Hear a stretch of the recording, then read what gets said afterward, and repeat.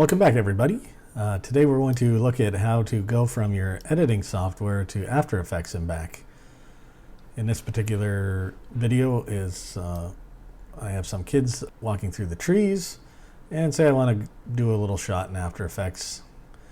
What I want to do in Avid is to export footage. So you have to create new footage in order to have something to work on. So I can't just, and you'll see in Premiere it's so much easier because you don't have to worry about handles or anything. This shot has handles, but once I export this, that's not going to have any handles. So you really want to be working with your final footage.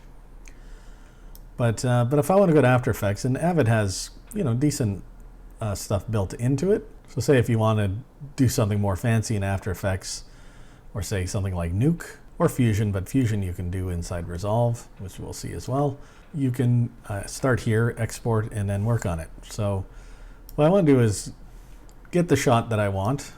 If I wanted handles, I suppose I could lift this out into the second track and then expand it, X amount of frames both ways, and then just do that.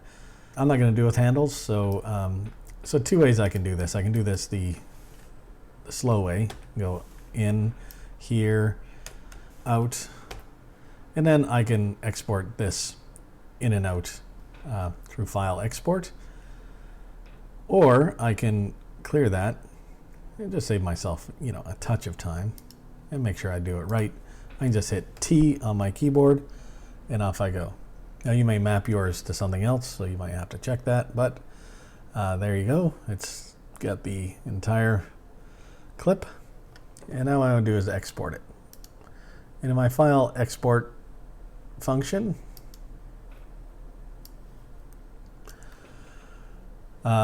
I have it set right now to a QuickTime movie, so if I go to Options, what I want to do in Avid is I want to do same as source. I don't want it to be changing anything.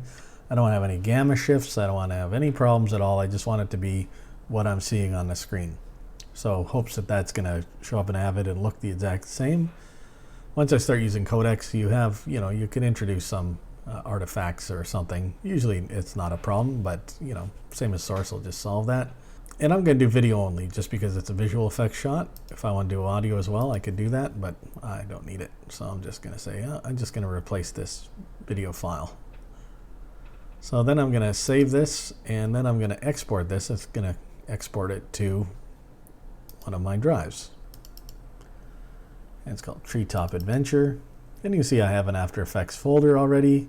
Got a footage folder, an audio folder, and the Avid project folders are in a different location.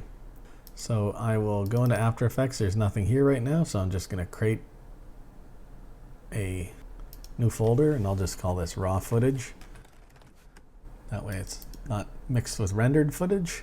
And I can change my file name to something more appropriate. Hit save. And now it's going to give me a couple of warnings here. No clips in the sequence were found to have resolutions, blah, blah, blah. I'm just going to hit, okay, forget about it. I'm not worried about that. Long GOP, because this is from actually a cell phone. So it's MP4. So it's giving me another one. Might fail. If it does fail, try again using different codecs or whatever. But this should work. And it's going same as source. Perfect. And now if I go to my drive, go to raw footage in my After Effects, there it is. Very nice. So now I can go to After Effects and work on this shot and then work at bringing it back. So round trip means I'm going to export from Avid. I'm going to use that file, do my visual effects work, then export that as a render back to Avid. So I'm creating media here, and of course when you're creating media you have to track your media, because if I have to open this up in another computer, I want to make sure everything is going to sync back up and relink. So that's how you do it on Avid. Now if you want to do it out of Premiere, this is how you do it out of Premiere. And now we're in Premiere. So in Premiere it's a lot easier because Premiere is linked to Adobe After Effects through what Adobe calls dynamic link. So you can go right into After Effects and back into Premiere without a problem. So instead of just exporting a shot, what we want to do is just right click on a shot that we want to use and then replace with After Effects composition. Now, the only thing that I would say about this is that I tend not to want to use just the original clip that's in the edit. For whatever reason, I like to keep the main storyline here clean. So I'm going to create a duplicate copy of this by hitting Alt, click, lifting it up, and then it creates a duplicate of that shot in a timeline for me. So that way I'm not dealing with the original shot's going to sit there, because when you see this, I'm going to hit replace. So I right click, replace with After Effects composition, and now it wants to create a composition out of this and open it up in After Effects. The nice thing here is that I'm not creating new media. There's not going to be any problem. I'm just going to replace this, hit save. So save your After Effects project. And like I said, I'm using all the original footage here. I'm not creating new footage. I'm not going to have any gamma shifts. I'm not going to have any troubles, because I'm going right back to where it is in the timeline. So if I go back to Premiere here, you'll see that now it's got a footage locked comp, and it's called Girl in Tree Tracking. And the reason it's called that, because I decided to do a tracking shot. So what I'm going to do is I'm going to open up a tracker. So anyone who's ever done this, it's fun. You can track all sorts of things. You can track points. You can warp stabilize, which means if it's shaky cam or anything like that, you can stabilize it. You can stabilize motion using the tracker. But I'm going to track the camera. So I want to get a 3D track of the 3D space of this camera. And now it's done. So it's created a bunch of tracking points. It's following along as best it can. It's pretty amazing software. And the nice thing is it takes a little while, but once it solves the camera, all you have to do is click on the 3D camera tracker and all the points appear again. So sometimes you'll be working and go, oh, where did all my points go? And you might even click on your footage and they won't show up, and you're like, what happened? If you go up to your effects, of course, controls, and click on 3D camera tracker, your points will all be there. So say I want to stick a piece of text onto this here in 3D space. I can find some area here I like, say like this. I'm going to right click on it, and I can do all sorts of things. I can create a text in camera, a solid in camera, a null, all that kind of stuff. So if you create a solid here, you could replace the solid with a logo or anything you do in Photoshop. If you want to have like go into Photoshop and do an engraving or something in this tree, you could do that. But I'm just going to do something stupid like just create text. And we'll just call it tree walk or something. Tree walk. And now it's gone off the screen, which is fine. If I want to, I can play with my anchor point on this. So I'm just going to hit A for anchor point on the tree walk down here. And I can work on an anchor point. But it's going to follow along with the camera. So now if I just hit that, and you can see it's kind of wonky there. It's not fully, the tree here is locked, but the walk is not. So so I could do a couple of other things here. I could just delete this and then say, okay, I'm going to find another point in my camera tracker. So I'm going to click on my camera tracker again and say, where's another point I can use? So maybe I'll put it onto this tree here.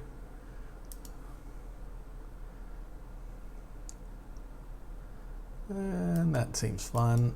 And I'm going to create text in camera again, and we'll try this as well. So we'll call it tree walk. And of course, once you do this, you can play around, with the settings and everything of it. So there's tree walk there.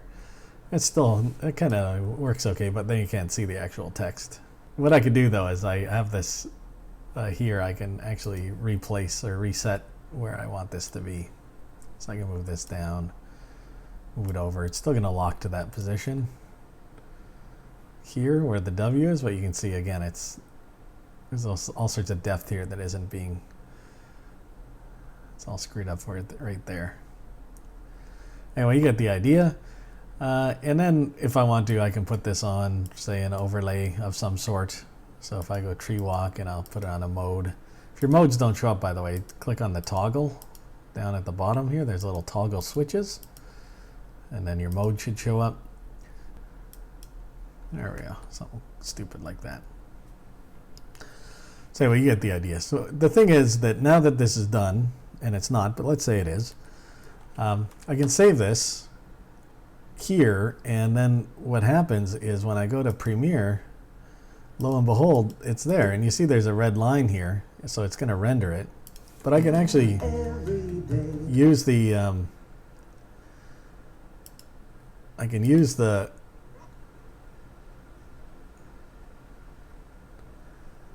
footage and just keep working on it. So the cool thing about this is you can have a VFX artist on your team.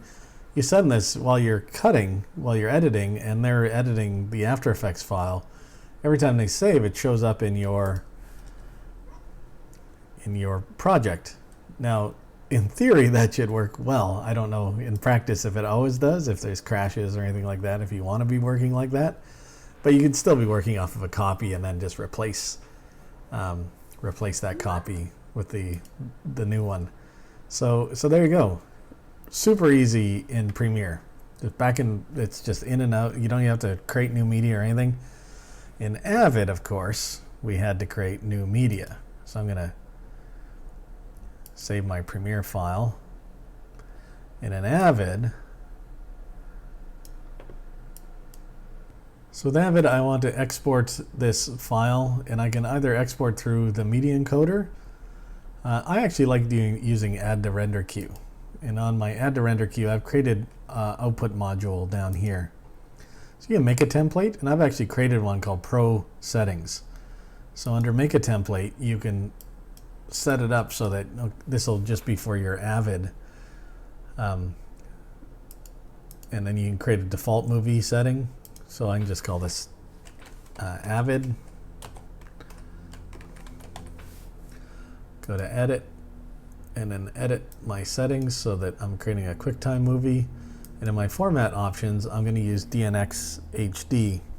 So I'm going to create my own DNX setting. I'm going to hit OK. And now its settings name is Avid. I can change my movie default to Avid as well if I want to. That way every time it's going to default to that. And then I'm just going to output to and specify what I want. So now I want to do is create a folder in my After Effects called Renders. And I'll call it, I'll rename this The Girl in Tree Rendered. And if I want to, I can create a versions. So version 1. So if I come back to it, I can do a version 2, etc., etc. Then I hit render, and then it goes.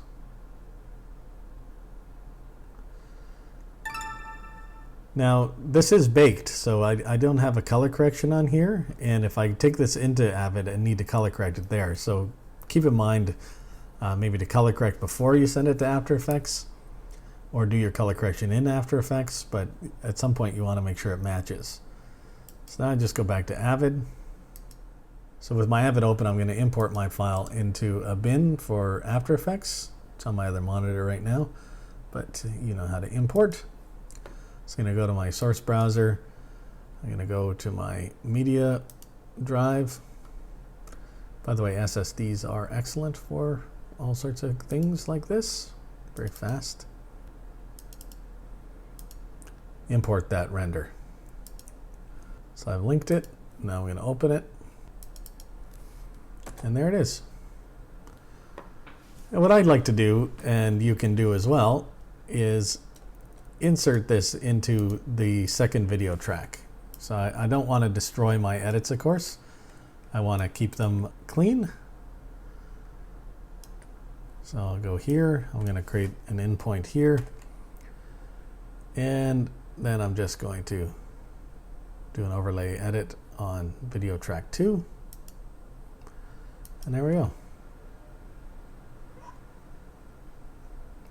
Now again, you can see it needs a color correction, and I didn't do that beforehand, so I could color correct the footage, export it, even re-export it. If it has the same name and it's the same size and dimensions and everything, same length, then After Effects would just read it, and then you could just reapply all of the effects to it. It would just open it up and re-render it. So there you go. That is how you do it in Avid to After Effects, back to Avid, and then you ask me, what about Resolve? Let's go to Resolve. So now we're in Resolve. And in Resolve, you can do either or. You can export the same way as Avid by creating an in and out and using the deliver function. So I hit deliver, say I want this, I can hit an in here, and then out, and then export this, you know, through the normal means. So I'd use ProRes master, choose a ProRes codec. I wouldn't use audio, or you can put audio, it doesn't really matter, but you just don't want this little slice of audio, so usually just replace the picture. And so an in and out would be fine. Deliver that to your After Effects and off you go. Or if you want to learn another piece of software, you can click on your clip and then just go into Fusion down here, which is their own very powerful compositing program. So it's a bit like After Effects in that it can do all sorts of things like After Effects, but one of the differences, of course, is that it's node based. So it's not layer based, so these are nodes. So if I want to do the camera tracking like I was just doing, click on a node, let's hit Shift Spacebar, and I get all my tools that I can use. So I could bring in a tracker. There you go. So camera tracker, add that, and it adds it into the nodes. So it's going from the media in, which is the picture, to the camera tracker right now to the media out. And this is where you would start doing your work. Up here in the inspector, you'll see that this is where you can do stuff like auto track. So I can click on that, it's going to track the footage. Then I can go and solve the camera. A lot more needs to be done than what I'm doing right now. And then I can export the solved camera, and it gives me a whole load of nodes. So now, if I hit 1 on my keyboard, I can load these in one at a time. You can see. And then I can hook stuff into here and do what I was doing in After Effects. So it's a similar sort of idea, and that's Fusion built in. Tons of stuff online you can do to learn this. But if you learn After Effects, the biggest thing you want to do is learn your basics of compositing, and then learn how to, you know, how do I do it in this one as opposed to in After Effects. But you got to learn the big stuff first. So then there's that. And the next one will be Final Cut Pro.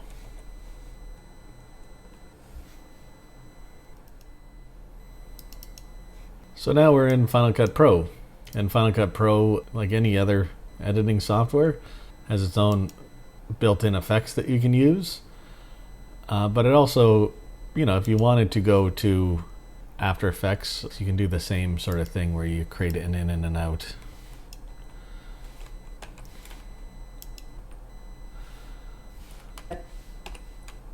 And then go up to the top, which is your media creation. Of course, we want to use the master file. And then what we can do is create a master file of that, and that can go to After Effects the same way we did with Avid, and then bring it back in, put it on top. So there you go.